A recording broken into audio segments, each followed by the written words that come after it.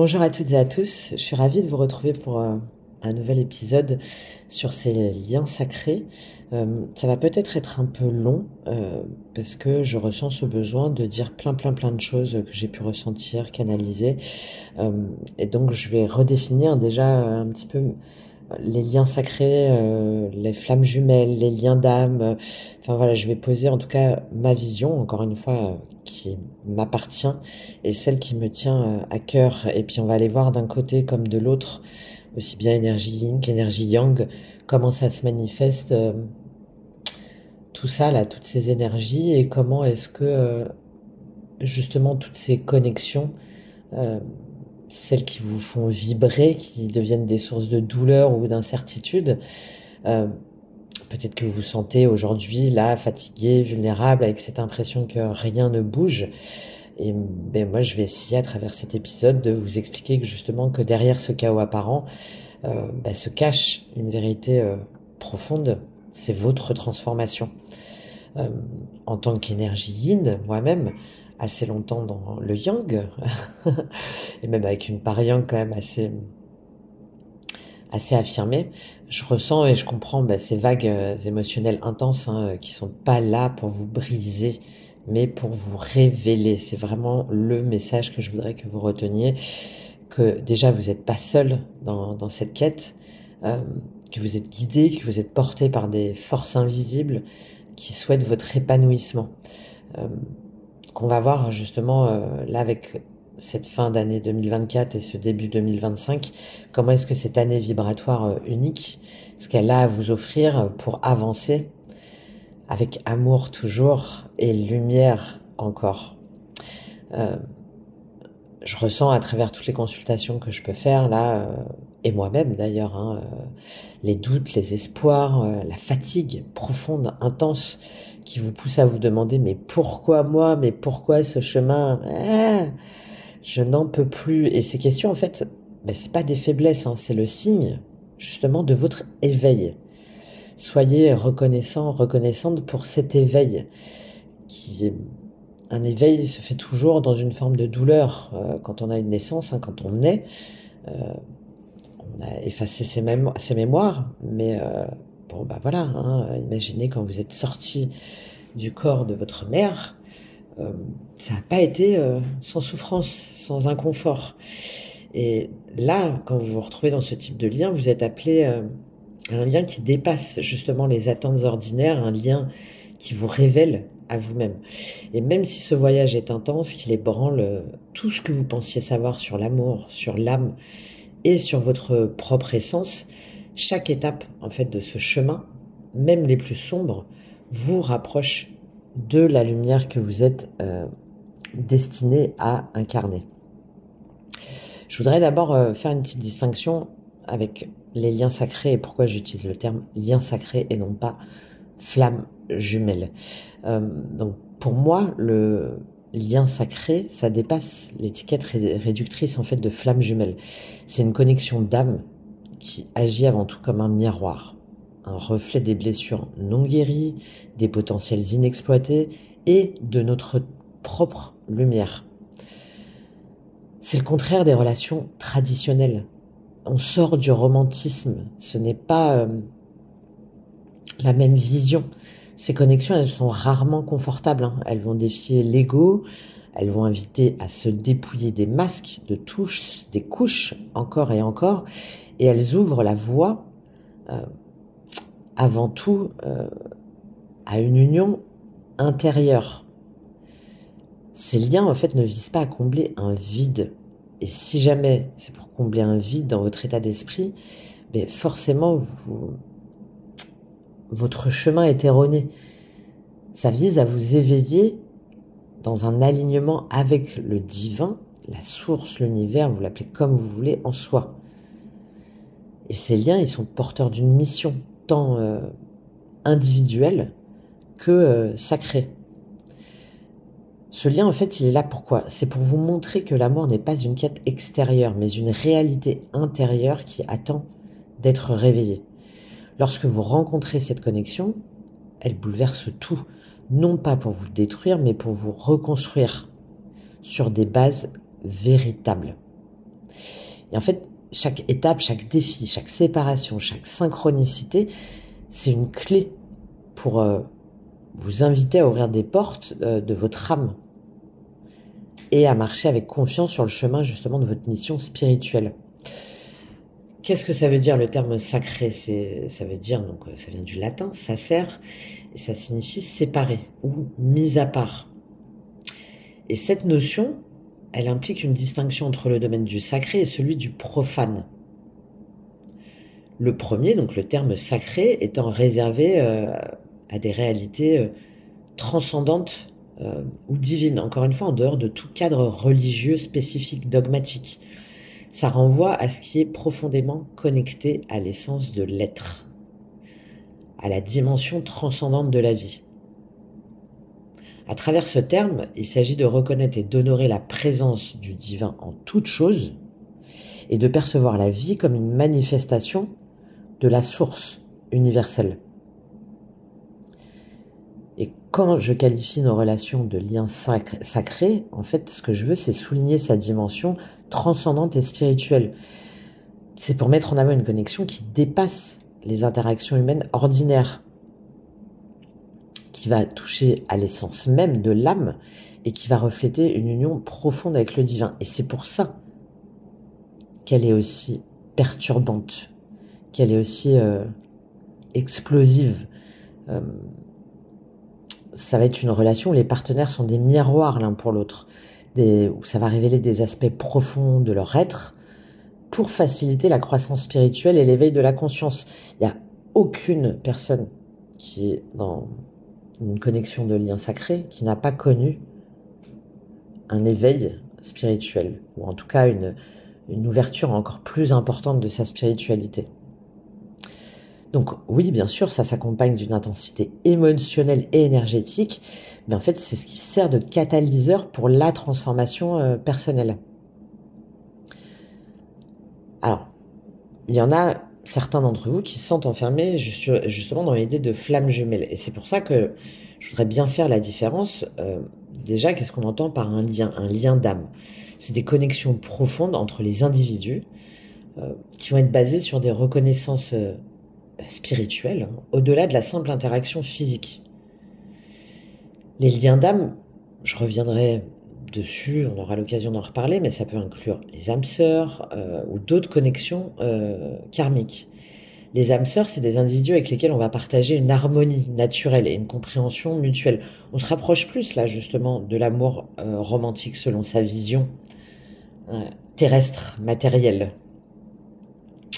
Et en général, elles sont fluides, elles vont apporter du soutien et du réconfort. Il y a quelque chose, une interaction, un respect pour l'un et pour l'autre. Les flammes jumelles, c'est deux moitiés d'une même âme séparée, d'accord, qui vont chercher à se réunir pour accomplir une mission spirituelle commune. Donc déjà, d'office, ce qui les réunit, c'est avant tout la spiritualité. Et elles visent à provoquer une croissance personnelle profonde. Et c'est pour ça que j'aime pas ce principe-là, parce qu'on est dans l'espérance, et pour moi, on est dans l'illusion. En fait, le lien, pour moi, que vous ressentez, il n'a pas besoin d'être nommé ou limité par des concepts. Ce n'est pas l'étiquette qui importe. Voilà, mes combats, c'est justement ces étiquettes, ces cases-là.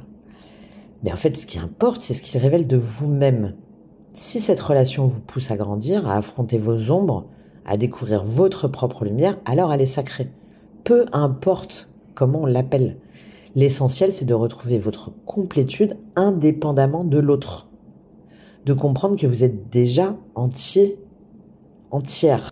Quand on va rencontrer cette personne-là, donc très vite, si jamais il y a une connexion immédiate et intense, un sentiment profond de reconnaissance et d'attraction, que derrière on va avoir ce phénomène de miroir de l'âme justement, c'est-à-dire que chaque partenaire va refléter les aspects positifs et négatifs de l'autre, en mettant en lumière ces zones nécessitant une guérison ou une croissance. On va avoir des relations qui vont traverser des cycles de rapprochement et d'éloignement. chaque phase qui va servir normalement à l'évolution spirituelle des deux individus et pousser les deux partenaires à évoluer rapidement sur le plan spirituel, souvent en affrontant des défis personnels significatifs, hein. Souvent pour révéler à eux-mêmes qu'ils ne sont pas dans les bonnes relations sentimentales, amicales, sociales, professionnelles.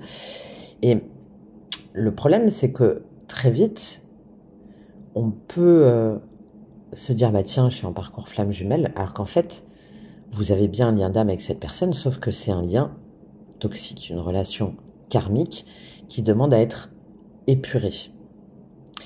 Mais parce qu'on a du mal justement à mettre en lumière ces zones d'ombre, on va s'accrocher à ce principe de flamme jumelle. Une relation karmique qu'on va assimiler à flamme jumelle, ça peut être un lien d'âme par exemple qui va être destiné à résoudre des dettes ou des leçons du passé, sans pour autant impliquer la profondeur spirituelle et la connexion au divin. D'où ma préférence pour le lien sacré.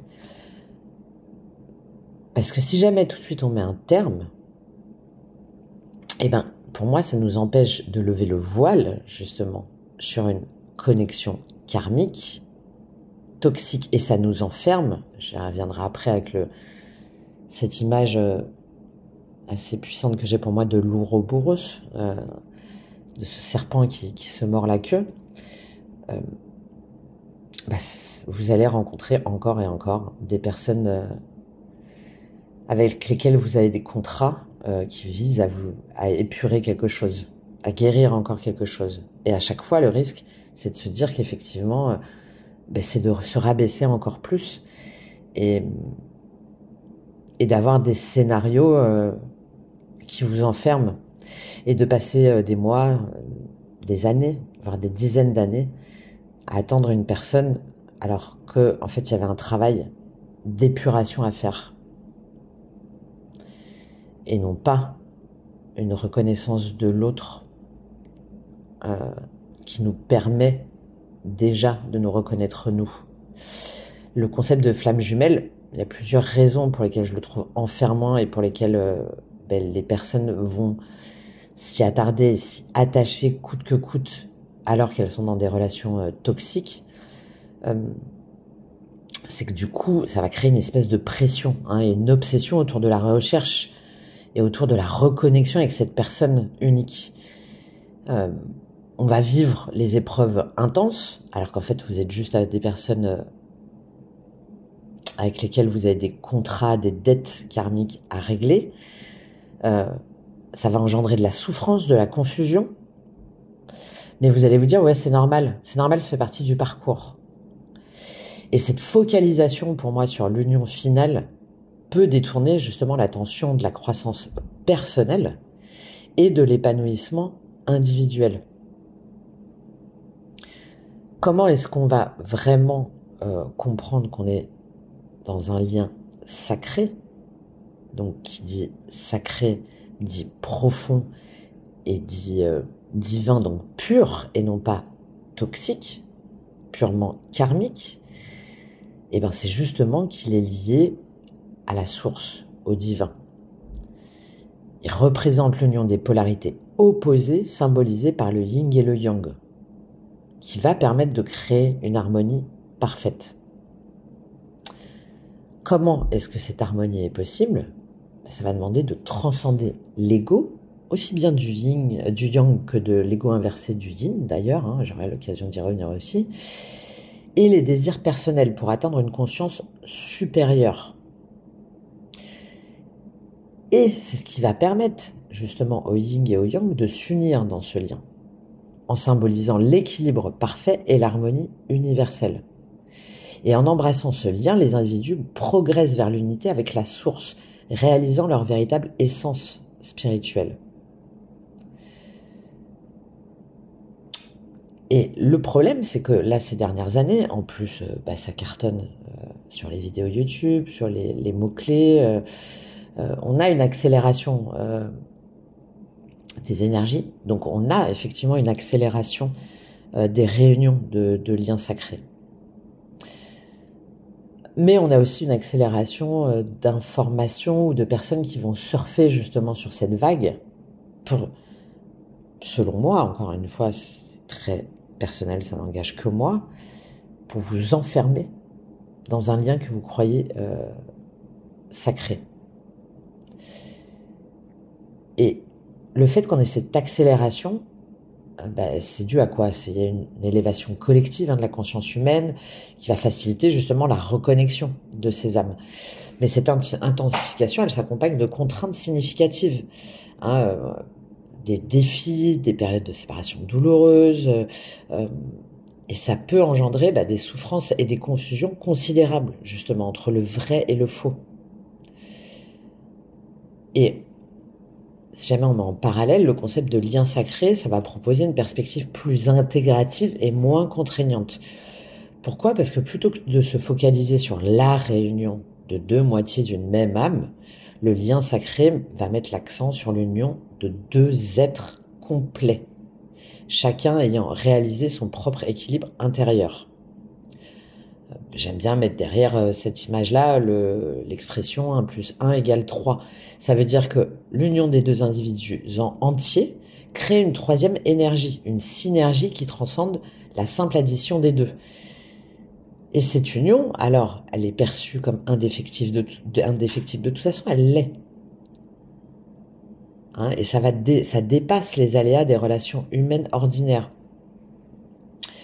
Et elle est influencée avant tout par les contrats d'âme établis avant l'incarnation. Parce que ces accords qui vont être préexistants vont déterminer les rencontres et les relations significatives au cours de la vie. Ce qui va guider en fait les individus vers des expériences essentielles à leur croissance spirituelle. Et comme ça, la reconnaissance et l'acceptation de ces contrats d'âme permettent de comprendre la profondeur et la signification des liens sacrés pour une perspective plus sereine et éclairée sur les relations interpersonnelles. Et non pas pour bloquer une personne dans sa vie matérielle, dans sa croissance. Non pas pour qu'elle y passe des heures, des jours, des semaines, des mois, des années à essayer d'entendre le message de l'extérieur, à travers les réseaux, à travers etc. Mais qu'elle puisse revenir en son intérieur. Et je pense que c'est le cas là pour beaucoup d'entre vous, d'autant plus avec ces énergies planétaires, qui sont pas là évidemment non plus par hasard, parce qu'elles amplifient vos ressentis, ça réveille vos blessures, mais c'est aussi des portes formidables vers une guérison profonde. Si vous êtes polarité yin, vous ressentez peut-être justement cette hypersensibilité accrue, des vagues d'émotions qui semblent incontrôlables. Et si vous êtes polarité yang, vous allez ressentir un besoin de fuir encore plus ou de rationaliser ce qui dépasse pour vous l'entendement. Et ces états, bien que déstabilisants, sont les signes justement que vous évoluez. Vous êtes dans le processus même de votre guérison et ces énergies vous soutiennent même lorsque vous avez l'impression qu'elles vous écrasent. Alors, ces énergies, c'est quoi? On a la pleine lune en cancer là qui vient de passer, on a Vénus en poisson, on a Saturne aussi en poisson, bref, que de l'émotionnel submersible. Donc là, je sais que pour la plupart d'entre vous, notamment pour les polarités yin qui m'écoutez, il y a une vague de nostalgie, des réminiscences d'amour passé ou de blessures d'abandon qui remontent encore et encore, qui nous submergent et qui nous appellent justement à cette réconciliation intérieure, à s'offrir l'amour et la sécurité que vous cherchez ailleurs. Ce qui est pour moi une erreur. Ça ne veut pas dire de pas demander l'aide de quelqu'un. Attention, évidemment, une personne peut vous apporter un éclairage.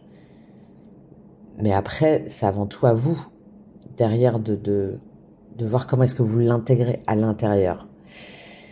Et pour les énergies yang, on va avoir presque l'effet inverse, parce que cette confrontation directe avec leur responsabilité émotionnelle, ça les pousse encore plus à se retirer en fait et à bâtir encore plus de murs par peur de leur propre vulnérabilité, de c'est tenter de fuir par l'évasion, le rêve, plutôt que se confronter à une intensité émotionnelle trop percutante. Alors que justement cette énergie, elle leur offre une chance unique d'explorer leur véritable désir. Et vous, ça a l'effet inverse. C'est-à-dire que vous avez encore plus une ouverture de cœur, prêt à accueillir l'amour inconditionnel, mais peut-être du coup à vous bercer un peu d'illusions et de fantasmes qui peuvent vous éloigner de la réalité. Surtout après 2024, the épreuve year, avec des séparations, des ruptures, des pertes, et où on a dû apprendre à se tenir debout, seul, à se redécouvrir, où chaque séparation, chaque éclatement, chaque fragment était une invitation justement à renaître. Mais bon, je vous comprends, il y en a marre. Mais cette hypersensibilité accrue là, avec les énergies, justement, elle vous pousse encore plus à accueillir à l'intérieur de vous. Accueillir tout ce poids pour justement mieux vous en délester. Et pour les énergies yang, si jamais vous êtes en séparation, là par exemple, que vous n'avez plus de contact, pour eux, les manifestations, elles sont intenses aussi. Parce que là, il y a les ombres qui sont exposées en fait sans détour. Et même s'il y a des résistances qui ont parfois pris le dessus, il y a des portes qui se sont ouvertes dans tous les cas sur 2024 et qui vont bien venir, qui viennent toquer déjà de façon inconsciente, à travers des rêves, des synchronicités, je vais y revenir, à travers des manifestations physiques, qui même s'ils essayent de dire « Oh non, j'ai autre chose à faire », ces polarités-là les ressentent aussi et de plus en plus intensément si jamais elles n'y prêtent pas attention. Pour vous, polarité yin, comment est-ce que ça se manifeste? C'est justement que comme vous, il y a cette hypersensibilité qui est encore plus importante, vous captez tout par rapport aux énergies ambiantes, les émotions des autres, les vibrations du collectif, les synchronicités qui apparaissent, qui se multiplient, les rêves qui semblent vous guider, en même temps vous empêcher de dormir, des signes dans votre quotidien, qu'il faut vraiment veiller là à ne pas sombrer justement dans l'attente ou dans l'inaction. La passivité n'est pas synonyme de réceptivité. Il faut co-créer votre réalité à partir de tout ça là, de tout ce qui vient justement en vous, de tous ces messages-là que vous recevez, que vous expérimentez. Comment ça peut se faire? Par exemple, à travers la méditation active, la danse intuitive, une pratique artistique intuitive, c'est très intéressant. Toute activité en fait qui va ancrer vos émotions dans le corps. Et de poser des limites claires parce que vous êtes déjà à bout. Et l'amour inconditionnel, il commence déjà par vous-même. Si vous ne les posez pas, vous n'arriverez pas à retrouver cette intégrité et cette clarté. Pour les yang, là, comment ça se manifeste? Pour les polarités yang, il y a un tiraillement, en fait, justement, entre cette envie d'être libre, de ne pas écouter tous ces petits murmures, là, et en même temps, le besoin d'une connexion authentique. Donc, vous, on va dire que c'est davantage intérieur. Pour les polarités yang, ça va être, évidemment, comme souvent, ça va se manifester à l'extérieur, avec des actions complètement contradictoires, un coup j'avance, un coup je recule et je ferme tout. Pareil par rapport à ces projets, une forme d'incertitude qui en plus l'agace et qui du coup l'amène à prendre plein de décisions pour être dans l'action et non pas dans le retour à soi. Tout simplement parce que cette vulnérabilité-là, il la ressent encore plus. Elle toque à sa porte là, et comme il la voit comme une faiblesse et qu'il n'a pas forcément les réponses, derrière, ben, on essaye de contrecarrer, en fait, cette vulnérabilité. Alors, par exemple, les polarités yang pourraient très bien, justement, libérer leur tension mentale à travers du sport, à travers de l'écriture, de la marche, de se connecter à leurs émotions par des exercices de respiration, par exemple, ou d'écriture quotidienne. Mais pour eux, c'est beaucoup plus compliqué parce qu'ils ne voient pas un intérêt concret, là, tout de suite, maintenant. D'où, chez Polarité Yang, aussi bien que j'accompagne que dans les énergies ou dans les canalisations, beaucoup de blocages qui entraînent une fatigue physique très importante. Et c'est là que je veux que vous compreniez que, aussi bien d'un côté que de l'autre, finalement tout ça c'est un miroir. Et que vous, forcément, là avec ces énergies, vous pourriez ressentir des élans de compassion soudains pour votre lien malgré la distance. Mais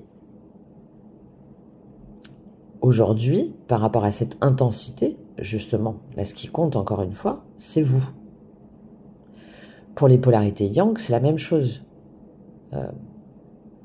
Leur envie de se retirer pour mieux comprendre, éventuellement nier ou se transformer ou pouvoir réfléchir tranquillement, si jamais c'est utilisé à bon escient, c'est pareil, c'est essentiel en fait là pour eux parce que ça va leur permettre de se reconnecter à leur propre vérité, en dehors des attentes extérieures et en dehors des vôtres aussi. Et le côté un petit peu fun, entre guillemets, c'est que, oui, ces énergies-là exacerbent encore plus les blessures originelles. Donc, tous les sentiments d'insécurité, d'abandon, de lutte pour retrouver sa place dans un monde dominé par des énergies yang déséquilibrées, ça vous explose encore plus, non pas au visage, mais même dans le cœur. Et le yang, là, qui est plus porteur de l'action, ça le confronte en fait à ses excès de contrôle, de peur de l'échec, de besoin de construire des murs émotionnels pour masquer sa vulnérabilité. Donc en fait, toutes ces énergies-là accélèrent encore plus ce qu'on ne voulait pas voir jusqu'à maintenant. Et où vous allez ressentir des phases de doute profonds, où vous allez avoir cette peur de ne pas être assez, d'être insuffisant, et même peut-être du coup d'avoir cet ego inversé, d'accepter beaucoup plus que vous ne devriez, c'est l'énergie qui domine. C'est pour ça qu'il y a plein de messages et que c'était important pour moi de vous les donner.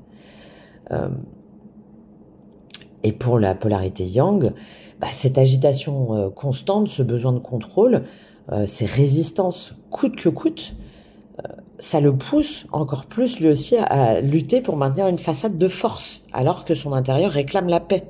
Oui, il y a des bonnes nouvelles. C'est que tout ça là, ça va un petit peu s'apaiser. On va avoir des énergies planétaires là qui vont évoluer dans un bon sens, mais j'insiste encore une fois là-dessus, pour vous. Parce que moi, ce que je ressens, c'est que je pense que pour la plupart des polarités yang, là, ils vont être amenés par la force des choses, ou enfin voilà, intuitivement, spirituellement, on le dit comme on veut, à un moment donné à se plonger dans cet intérieur. Mais en mode ermite, c'est la carte de l'année, et vous allez être plus en énergie lune, et justement d'être plus à l'écoute de vos besoins, des cycles, de la temporalité aussi de chacun, et avant tout de la vôtre, pour accepter et ne plus intégrer justement et recevoir des énergies qui vous déstabilisent. Pour la polarité yang, ça va être l'inverse. c'est-à-dire qu'il va se retirer, mais justement un petit peu de ce monde social, hein, de toujours sortir, de toujours aller voir des gens, de toujours être, voilà, pour éviter de voir, pour éviter de savoir, pour éviter de comprendre. Bah, il va prendre sa petite lanterne là et il va aller retourner dans son passé, dans ses relations passées, dans ses blessures passées. Mais ce travail-là, cette quête, elle va être intérieure et je pense qu'elle va durer une très bonne partie euh, de l'année. Alors comment ça va se passer au niveau des énergies? Bon, on a vraiment un contexte, hein, de renforcement de l'intuition déjà pour les polarités yin, hein, des capacités psychiques, euh, des opportunités de guérison émotionnelle profonde, hein, mais vraiment, vraiment, qui va vous permettre de passer à des nouveaux paliers et de nécessairement en fait maintenir des limites énergétiques claires, saines, pour éviter justement votre épuisement. Euh, Pourquoi? Parce que cette intégration, cette réceptivité, euh, bah, ça va vous permettre de comprendre les leçons et de vous mener à une stabilité émotionnelle accrue et de faire des rencontres significatives, hein, alignées justement avec les contrats d'âme. Je pense que là, cette année, il va y avoir beaucoup de rencontres avec d'autres contrats d'âme, beaucoup d'opportunités de croissance personnelle, de développement personnel, professionnel, d'exprimer sa créativité, sa compassion, mais de manière tangible, dans la matière. Donc, magnifique, très bonne nouvelle pour vous. Euh, Polarité Yin qui est très majoritairement à m'écouter. Et pour la polarité Yang, bah, eux, il va y avoir une confrontation justement inévitable à leurs défis, qui vont leur demander cette fois-ci de faire preuve de patience et de discipline.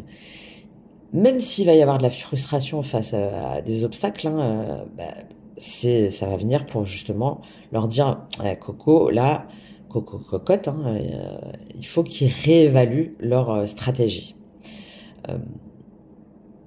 Après, du coup, ce qui est pas mal, c'est que ça va leur permettre de reprendre le contrôle, euh, mais le contrôle, pas uniquement dans la matière, mais dans toutes les dimensions, dans toutes les sphères de leur vie. Et de cultiver en fait l'équilibre entre action et réflexion pour éviter l'épuisement. Euh, Avec, je l'ai dit, mais je pense vraiment il y a des défis par rapport à l'autorité, hein, pour une approche plus collaborative et moins despotique pour ceux qui auraient justement un ego encore beaucoup trop développé. Euh, mais par contre, il va y avoir cet ancrage dans la concrétisation d'aspirations à long terme, avec une planification plus stratégique, plus intégrative aussi, plus de compassion dans les interactions.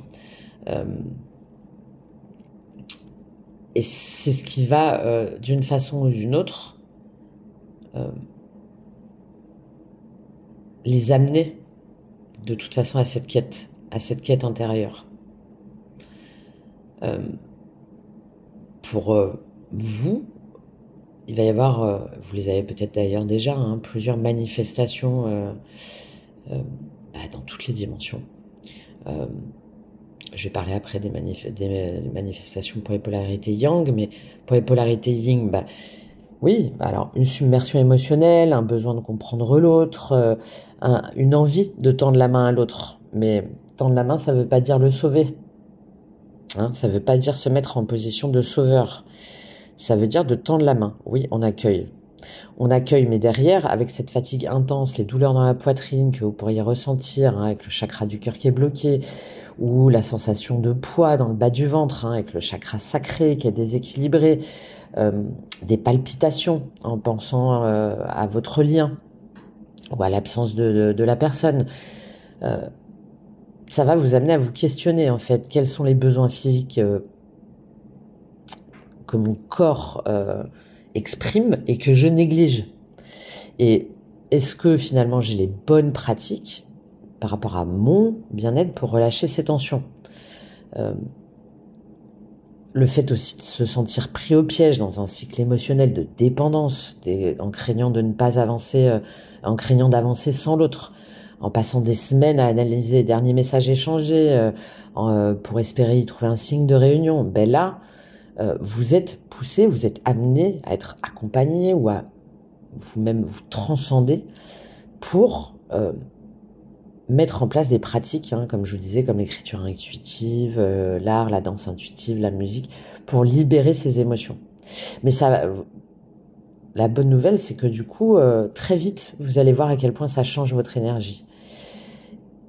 Et ça va vous permettre, en plus, de passer d'un état de surconnexion avec l'énergie de l'autre, parce que je pense que pour la plupart d'entre vous, vous le savez consciemment ou inconsciemment, si vous ne le savez pas, je vous le dis, vous absorbez en fait la confusion mentale et les douleurs et les états d'âme de la polarité yang. Et en fait, vous ressentez ces changements d'énergie intenses, hein, comme des vagues d'amour ou des accès de tristesse sans explication apparente. Et là, on vous pousse justement à travailler sur vos protections énergétiques, hein, par la visualisation de boucliers, des pierres, bref, vous pouvez prendre la méthode qui vous convient le plus. Et ce qui est intéressant, c'est que là, le fait d'avoir du mal à prendre des initiatives concrètes, hein, en vous disant que vous allez trahir, la peur de trahir le lien en avançant dans l'autre, ben là, petit à petit, vous allez en sortir.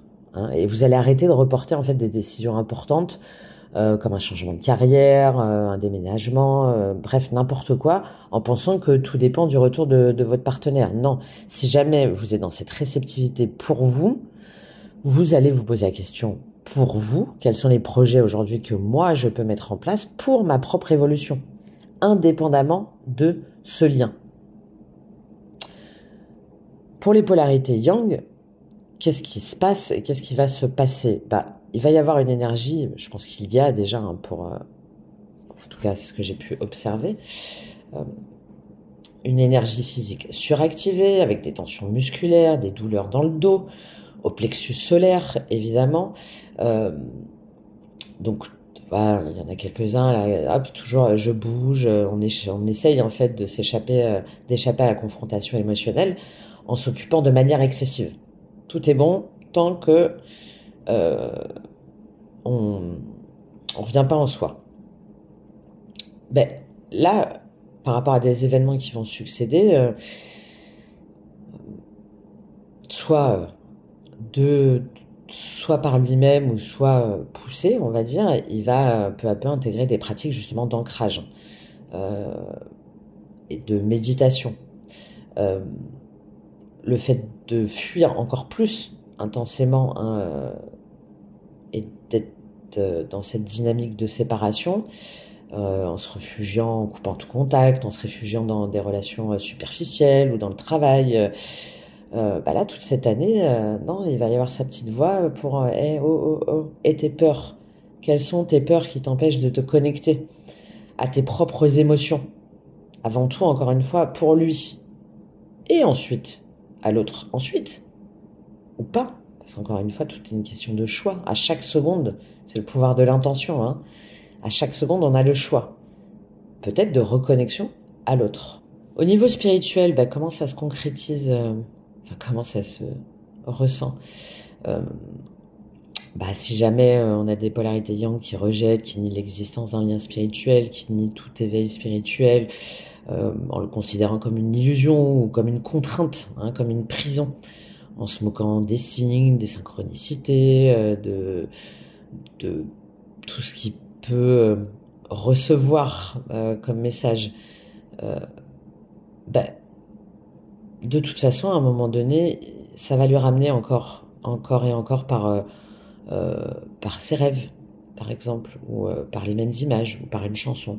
Alors, on va lui amener, comme ça, sur le chemin, oh oh, coucou. Et pareil, à un moment donné, il va être obligé, en fait, de s'y confronter, de se dire, bon, ok, ça suffit, là, maintenant, presque pour faire taire, en fait, tout ça, il va, de fait, vouloir le comprendre. Et cette surinvestissement au niveau matériel, hein, dans une promotion, dans l'ancrage, dans la famille, dans l'argent, cette année-là, il va y avoir soit des échecs, ou enfin bon, en tout cas, un manque d'avancement, comme il le souhaite, qui va, et qui certainement encore déjà pour certains d'entre eux, va les pousser à voir que il y a un aspect essentiel en fait d'eux-mêmes, qu'ils sont en train de fuir. Et c'est là que j'en viens à cette vision de l'Ouroboros. Donc, parce que pour moi, finalement, au-delà du lien sacré, hein, d'ailleurs, hein, il faut comprendre que tout est cyclique. Et qu'on a les réponses déjà en nous. Quand vous vous sentez piégé là dans un cycle de séparation et de réunion, d'épanouissement aussi hein, de sa vie, on a l'impression c'est quand est-ce que ça se termine, ou quand est-ce que je me sens bien, ou quand est-ce que je suis enfin moi. Cette impression terrible hein, de tourner en rond. Et ça peut être épuisant, hein. Et évidemment, je vous comprends et je le vois bien à travers les personnes que j'accompagne. Et surtout parce que moi aussi, j'ai eu pendant très longtemps ce même type de schéma. Comme je vous disais, peut-être à une dimension yin, bien sûr, mais en même temps, une pression yang pour plein de choses, plein de mécanismes de défense que je m'imposais. Et c'est seulement quand j'ai réussi à voir ce cycle sous un autre angle, que finalement c'était pas une répétition mais que c'était une spirale ascendante, que chaque événement, chaque séparation, que tout était lié, encore une fois. Et que tout ça me menait à une réparation plus élevée, à une réparation, à une symbiose, à une unicité de toutes mes parts. Et quand on a vraiment intégré déjà j'ai envie de dire, cette première leçon, alors on accueille son unité. Et les choses, finalement, sont beaucoup plus simples. Ça ne veut pas dire qu'il n'y a pas des doutes, qu'il n'y a pas des peurs, qu'il n'y a pas des petits relents de blessures, etc., etc. Pas du tout. Mais on les accueille d'une façon beaucoup moins intense. On les accueille beaucoup plus dans un processus d'intégration, de guérison. Alors des fois, c'est bon, stop, quoi. Je suis déjà vachement bien, moi, comment je suis. A priori, non. Ok. Donc, c'est ce chemin initiatique, en fait. Hein. Et l'initiation, elle s'arrête jamais, pour moi. Et c'est ce que veut nous dire l'Ouroboros. Hein. C'est un serpent qui se mord la queue, et que tout ce qui semble se finir, finalement, renaît sous une forme plus lumineuse si on le choisit. Et ce processus, en fait, de transformation éternelle, c'est que votre progression, en fait, elle est réelle, même si vous avez parfois du mal à l'apercevoir. Ce serpent qui se mord la queue, là, pour former un cercle parfait, c'est un symbole ancien et universel, hein, on le retrouve dans plein de civilisations, et j'aime beaucoup, parce que pour moi, il est très riche de significations spirituelles, philosophiques. Je vais vous donner une anecdote plus personnelle. Depuis 1 an, je dessine, alors vraiment rapidement, enfin quand j'ai le temps, et je me suis mise à dessiner des serpents, et je le liais pas mal à la Kundalini, etc. Mais très vite, les serpents se sont mis en 8. Je comprenais pas pourquoi ce serpent, parce que le serpent, c'est un côté inquiétant aussi, hein, et bon, voilà, il m'a fallu une partie de l'année pour comprendre que c'était la rencontre que j'avais faite avec justement ce lien sacré, et qu'à chaque fois que je dessinais un serpent, c'était parce que je ne voulais pas voir qu'il y avait d'une part comme de l'autre, peut-être plus de la polarité yang, un travail que j'avais identifié, que j'avais dit, mais que la personne en fait n'était pas prête, et ce serpent-là, il était là à chaque fois pour me le rappeler. Donc voilà, quand je vous parle d'écriture, vous voyez, ou de dessin et tout, euh, c'est que j'avais jamais fait de serpent de ma vie. Et c'est là que c'est intéressant, parce que le fait de laisser aller ses intuitions sans penser, sans se demander si c'est beau, si c'est... Mais juste, voilà, de matière, de son, euh, vous allez voir que ça va vous permettre de percevoir les choses autrement et de vous dire, ah ouais, mais en fait, c'est ça.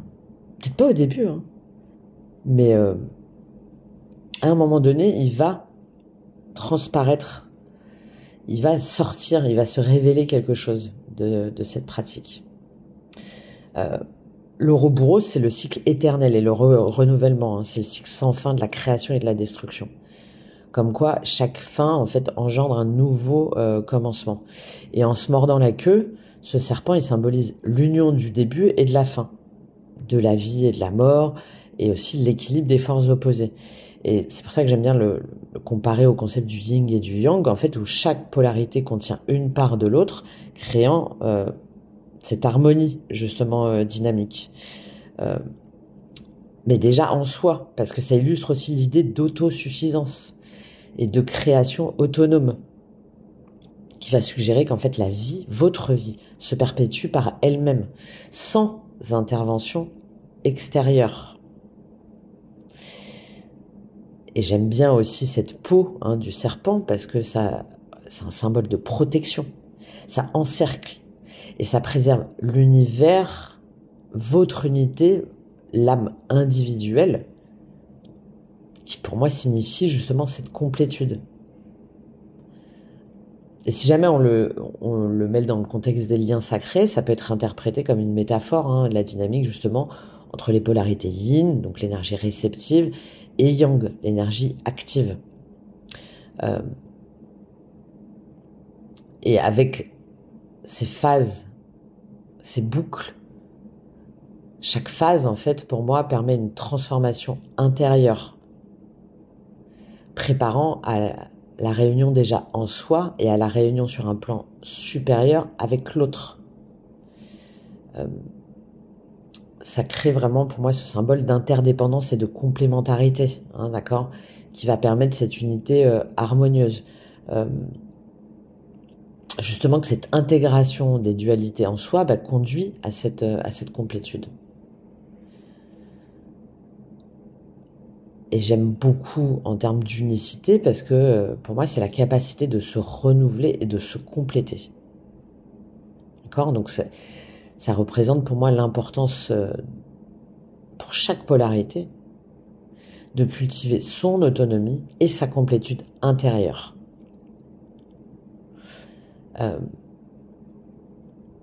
D'où cette nécessité, cette impérieuse nécessité de développer son autonomie émotionnelle et spirituelle plutôt que d'attendre la complétude à travers l'autre. D'où cet impératif d'équilibrer ces énergies opposées, cette harmonisation intérieure dans vos aspects réceptifs et actifs, pour cette union en vous-même plus équilibrée et pleinement consciente, pleinement alignée donc à la source, donc pleinement sacrée. Et pleinement reconnaissante pour cette opportunité de guérison et de croissance. Hein, destruction, création. Voilà, renforcement du lien déjà avec le tout, avec soi, en soi, et ensuite avec le tout, et élévation des consciences. Et de fait, vibration d'autre chose. Et de fait, transformation du collectif. Et quand vous, donc effectivement, en polarité yin, où déjà vous avez un éveil spirituel supérieur à la polarité yang,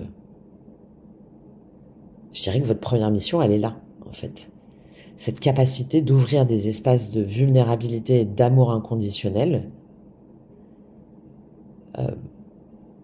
pour inviter les réveillés conscient, inconscient et les endormis.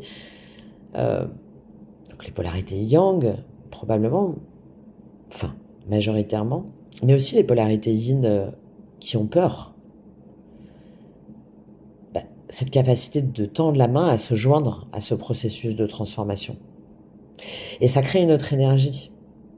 Et cette ouverture, justement, elle va créer un environnement propice à la guérison mutuelle et à l'évolution spirituelle de tous.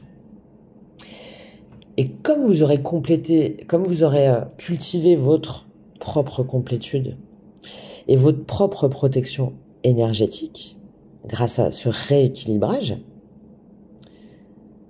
à ce moment-là, vous serez protégé et vous saurez poser vos propres limites si jamais vous voyez qu'il y a des personnes qui essayent de tirer parti ou de vous tirer dans des zones dans lesquelles vous ne voulez pas aller. Et là, les relations toxiques n'auront plus d'emprise en fait sur vous. Puisque vous aurez créé par vous-même votre complétude. Et vous n'attendrez pas de l'autre quelque chose.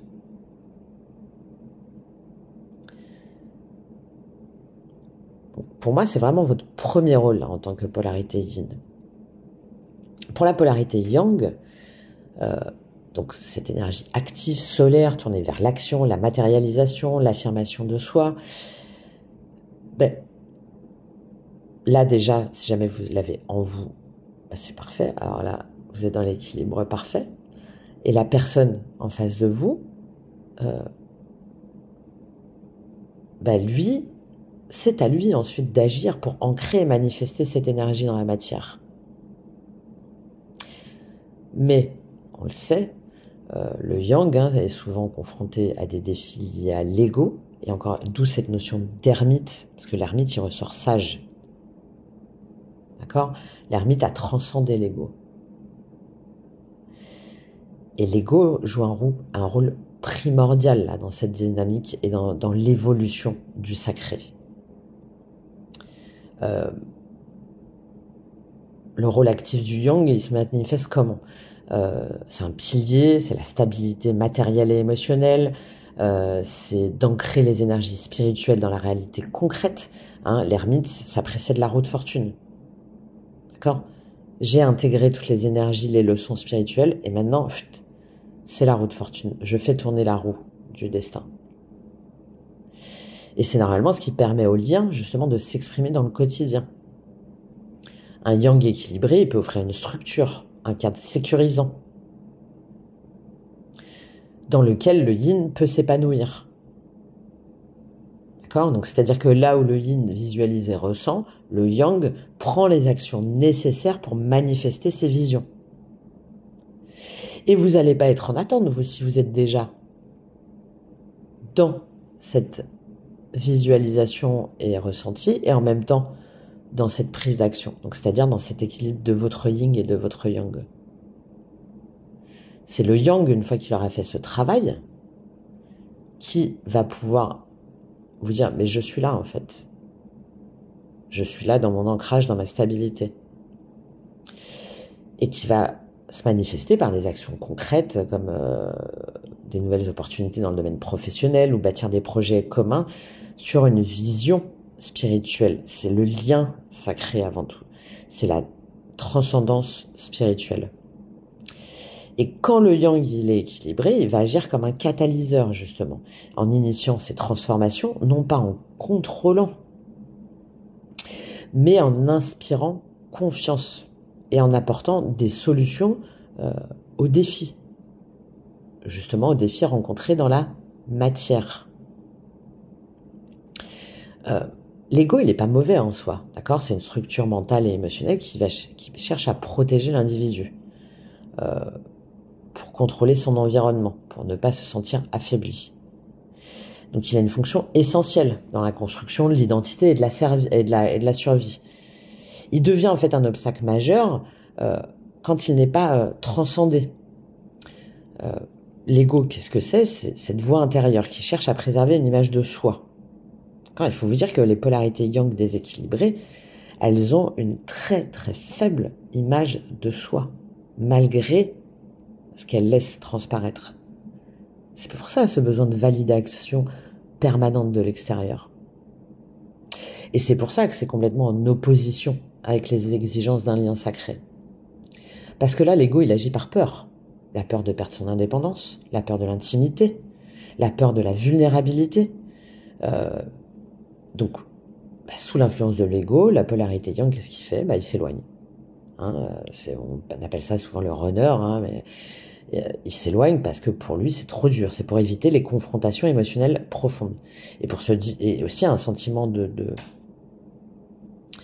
d'être moins que, et à un moment donné, d'être abandonné, évidemment. Donc, il va se protéger, en fait, il se protège derrière cette façade d'indépendance en refusant d'accepter ses émotions ou celles de l'autre, qui peuvent en plus se manifester, mais vraiment de manière physique. De manière physique très très forte. Et au niveau des paroles aussi, qui va pousser le yang à imposer des règles ou des attentes dans la relation en créant des blocages au lieu de fluidifier les énergies. En craignant de ne pas être à la hauteur des attentes du lien, il va préférer s'en échapper. Et donc la transcendance de l'ego, c'est quoi? Ça ne signifie pas son élimination, mais son intégration dans une dynamique équilibrée. Donc de reconnaître ses peurs, ses blessures, ses conditionnements pour les dépasser. C'est là qu'on a l'ermite. Ok? Mais vous qui connaissez la polarité yang en face de vous, vous savez que ces peurs, ces blessures et ces conditionnements, il y a du taf. C'est pour ça que je parlais de cette année 2025. Où si vraiment il y va dans ces profondeurs-là, ça va lui prendre un certain temps quand même. Après, tout dépend de de la personne que vous avez en face de vous. Là, je sais plus ce que je capte en énergie générale et par rapport au retour que je peux avoir. Et c'est surtout mon message, c'est n'attendez pas l'année 2025, non. Tendez la main, mais soyez cet ouroboros. Et derrière votre vibration, ça va permettre l'éveil de la conscience justement chez le yang, c'est-à-dire de devenir ce moteur puissant de transformation, capable de guider la relation vers un équilibre supérieur, en acceptant justement de s'ouvrir émotionnellement, en prenant ses responsabilités, c'est-à-dire en agissant en conscience, avec des décisions alignées avec l'intérêt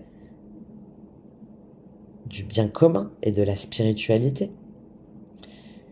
Et c'est alors que lui-même va pouvoir rejoindre pleinement ce cycle de l'ouroboros, où chaque action va être équilibrée par une réceptivité, où le contrôle va céder la place à une co-création harmonieuse. Et tout ça, ça va se manifester d'une façon ou d'une autre. Déjà, ça s'est manifesté en 2024, mais ça va s'accélérer, comme pour vous, par rapport à tout ce que j'ai pu expliquer, durant l'année 2025. Donc, à travers le corps, la fatigue extrême ou l'insomnie va continuer ou va s'accentuer, avec des troubles du sommeil, un épuisement chronique, parce qu'il y a cette lutte constante contre ces émotions, les douleurs au niveau du dos, au niveau de la poitrine, des migraines, des palpitations, des crises d'angoisse, de cette oppression au niveau du thorax, au niveau du cœur. Donc ça va être au niveau physique. Et c'est déjà le cas pour certaines polarités yang. Qu'on va essayer d'aller guérir en allant voir le médecin. Évidemment, le diagnostic, ces personnes-là n'ont rien. Enfin, en tout cas d'un point de vue médical. Oui. La maladie, le maladie. Si jamais ça suffit pas, on va rajouter une petite couche de spirituel. Même si les personnes sont en déni, des rêves récurrents qui vont mettre en scène la polarité yin par exemple, ou des situations qui vont symboliser leurs blessures non résolues, même à travers des films par exemple. Des films, des mots-clés, des images, ce qui va peut-être conduire à un rejet total de toute idée spirituelle.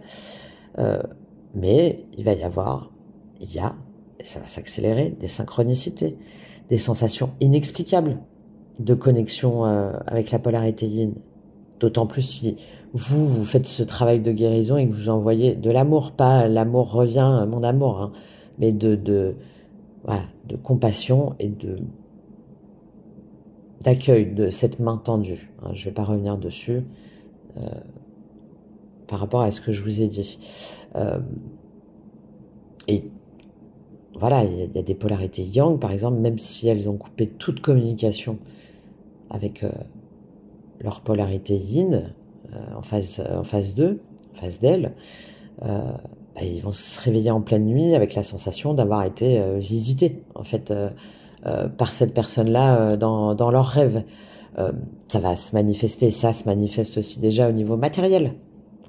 Alors, en plus, avec cette impérieuse nécessité de faire vite par rapport à un monde qui s'écroule. Donc, hop, on cherche à se réfugier dans la matière pour compenser ce vide énergétique et cette espèce d'urgence d'un monde en déliquescence. Donc, on va avoir un investissement de leur temps, de leur énergie dans la carrière pour éviter de faire face à leurs émotions, de déménager, de changer de métier, de modifier radicalement leur quotidien. Pour se dire ok, ben c'est pas ok, donc comment je vais faire, mais je vais changer tout ça. Mais malgré leurs efforts, il va y avoir une incapacité à concrétiser leur projet, comme si une partie d'eux restait figée. Et de voir que n'importe quelle action qu'ils fassent, finalement, ils n'arrivent pas à s'épanouir ni à s'ancrer. Et au niveau émotionnel, relationnel, petit à petit, il y a cette déconstruction des énergies extérieures, hein, une façade émotionnelle pour masquer finalement un vide intérieur grandissant, avec un sentiment de frustration aussi envers eux-mêmes, parce que des personnes avec lesquelles ils s'entendaient bien, aujourd'hui, juste ça les saoule, et pareil, ça va s'accentuer, de se sentir profondément seul, en décalage avec ses proches, de s'engager dans des relations sans profondeur pour éviter d'affronter les vérités qu'on leur demande d'aller explorer, d'une incapacité à établir une connexion profonde avec quiconque, ou au contraire de se dire qu'on est en connexion avec tout le monde, mais très vite de se rendre compte que c'est un peu plat.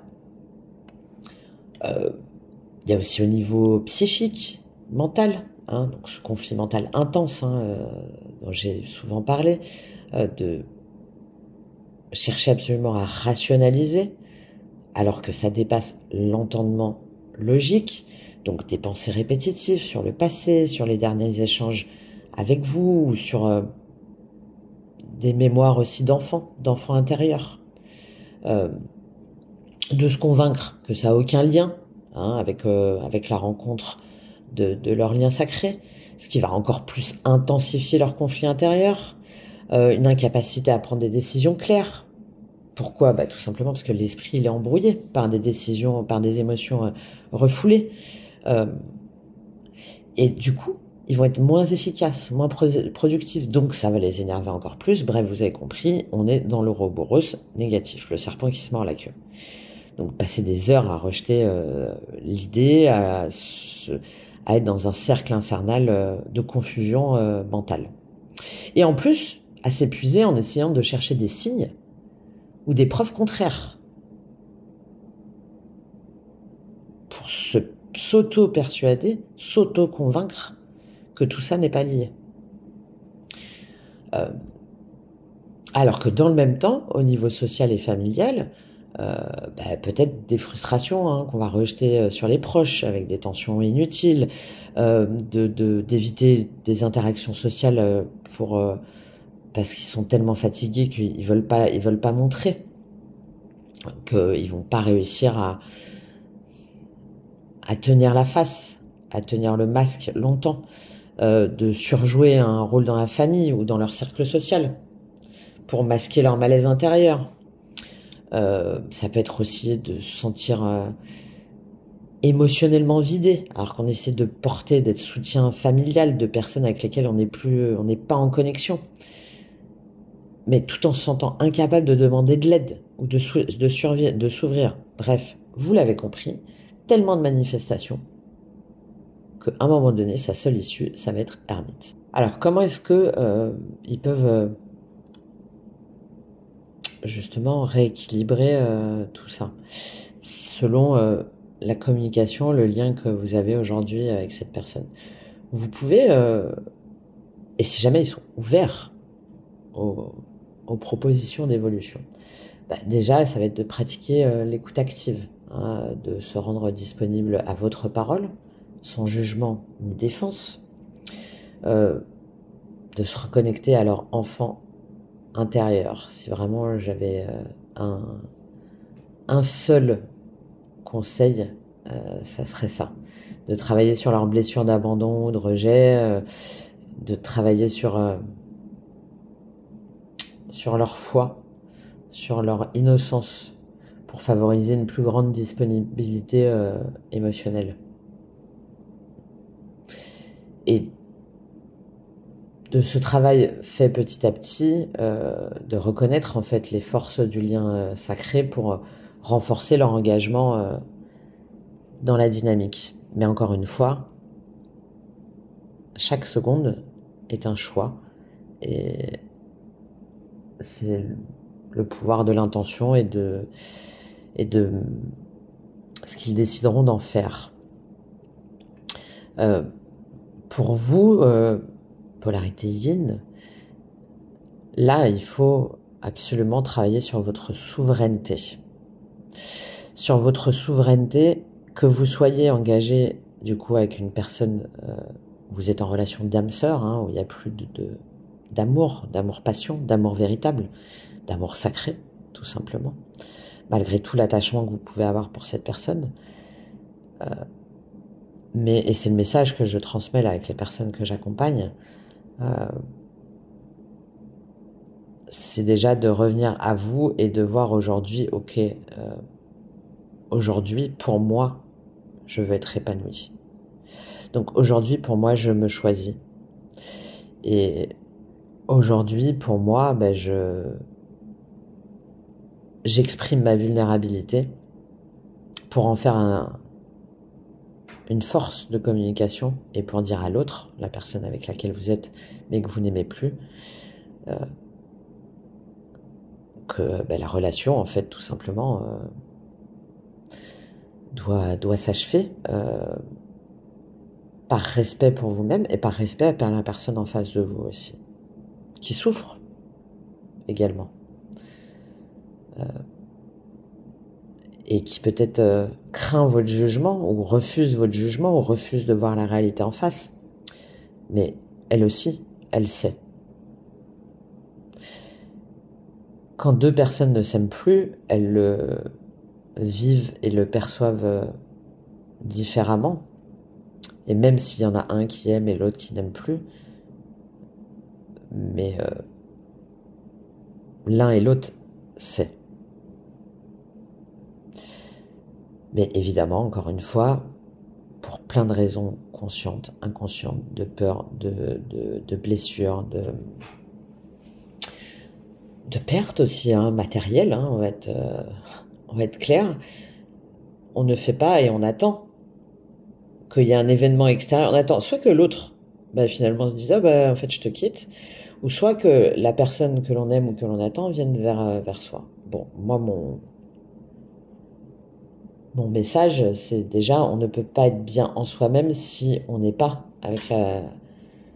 Bien en soi, ça veut dire quoi? Ça veut dire être bien au quotidien. Et si jamais on est avec une personne que l'on n'aime plus, où l'on cache, où on n'exprime pas ses besoins, ses émotions, où on est dans le contrôle, ben, de fait, on ne peut pas se retrouver en soi. Et on ne peut pas avancer en conscience et pleinement vers cette ouroboros, vers cette complétude dont je vous ai parlé là tout au long de cette vidéo.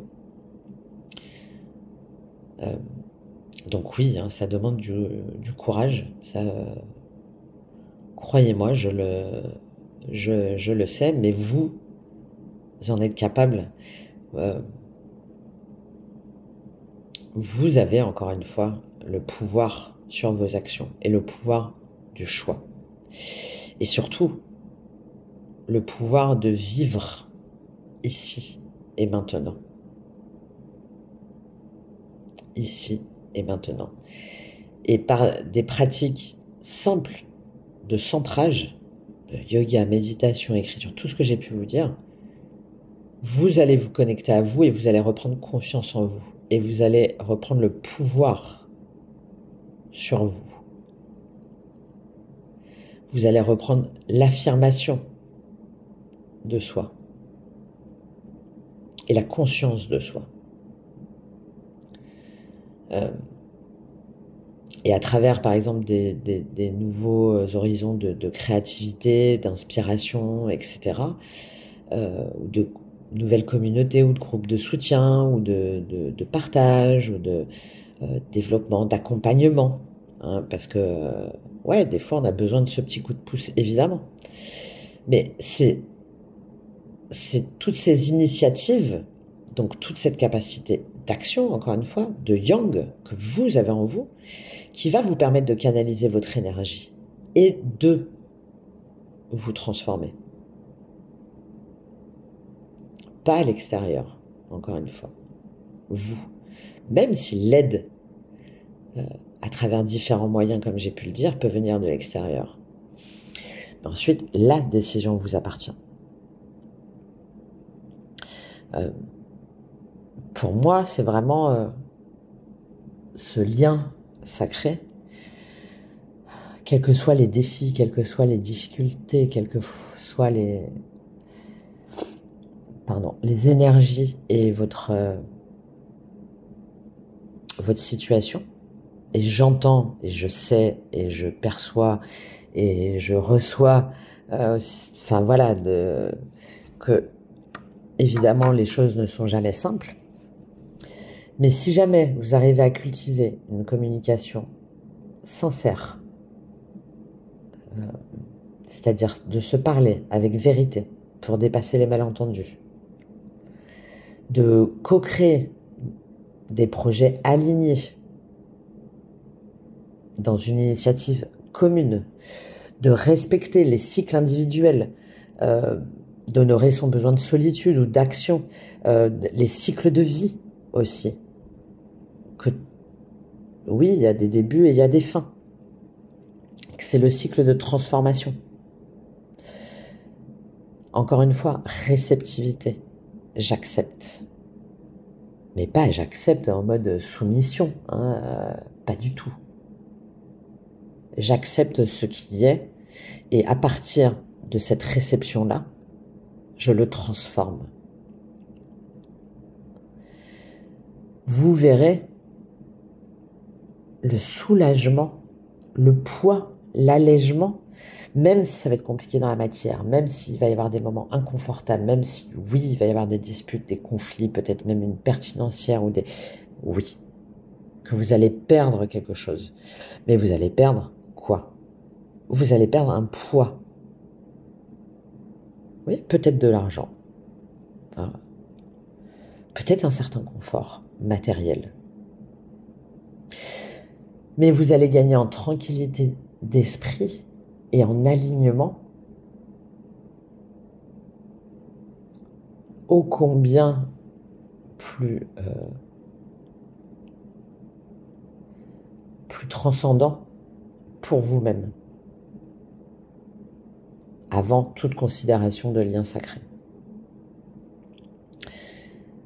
Donc voilà, c'était une 2025, ouais, c'est vraiment cette année clé hein, pour les âmes que vous êtes là, engagées dans ces liens, dans ces rencontres, de transcender vos blessures karmiques, d'incarner une version plus lumineuse et alignée de vous-même, de co-créer une union qui reflète le divin dans vos interactions, dans l'impact que vous allez avoir sur le collectif, et que dans cette quête, en fait, chaque étape, même les plus douloureuses, vous allez voir à quel point elle vous élève, à quel point ce sont des opportunités de croissance des passerelles vers une réalité plus élevée, où l'amour n'est plus un besoin ou une quête, mais une expérience profonde de complétude et d'amour de soi. Bon, un podcast très long. J'espère en tout cas que ça vous aura aidé. Et de vous rappeler que si jamais vous êtes ici à m'écouter, si jamais vous avez traversé tout ça, là, à rencontrer ces personnes, ces situations, c'est pour une raison. Voilà, c'est pas un hasard. Si vous traversez là tous ces défis, si vous ressentez cette intensité, c'est que vous êtes porteur, porteuse d'une lumière que le monde a besoin de voir maintenant, là, que ce chemin du lien sacré, du lien vers vous-même n'est pas facile, mais que c'est le vôtre et qu'il est d'une puissance incommensurable. Voilà, de continuer à avancer, même lorsque ça vous semble sombre, de vous sentir guidé, soutenu, aimé. Et ce que vous construisez aujourd'hui à travers vos choix, vos prises de conscience et vos guérisons individuelles aura un impact bien au-delà de votre propre vie. Vous, nous sommes une pierre angulaire en fait dans cette élévation collective et cela, bah, voilà, je le sais, hein, profondément, intuitivement, bon. Et je sais aussi que vous qui m'écoutez, vous êtes capable parce que vous êtes lumière, tout simplement. Et que vous êtes prêt, que vous êtes prête pour emprunter ce chemin. Voilà, j'espère vous avoir apporté quelques éclairages, une vision un petit peu, encore une fois, qui sort un peu des normes, mais on s'en balance. et un peu apaisante.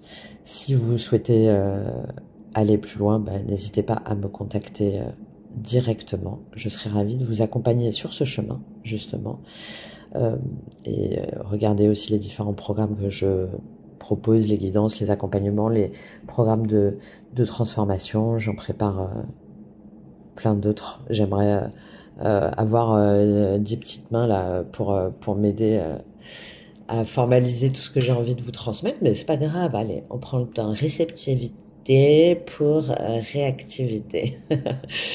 Dans tous les cas, si vous avez apprécié ce podcast, merci de laisser un petit message, de me dire comment vous vous sentez, qu'est-ce que vous allez faire de tout ça, comment ça se manifeste, comment est-ce que vous sentez que ça se manifeste chez l'autre, même dans vos relations. Ça me fait toujours très plaisir de voir que j'ai pu vous aider d'une façon ou d'une autre en apportant ma petite pierre sur votre chemin. Je vous dis à très bientôt et je vous souhaite une lumineuse journée. Au revoir.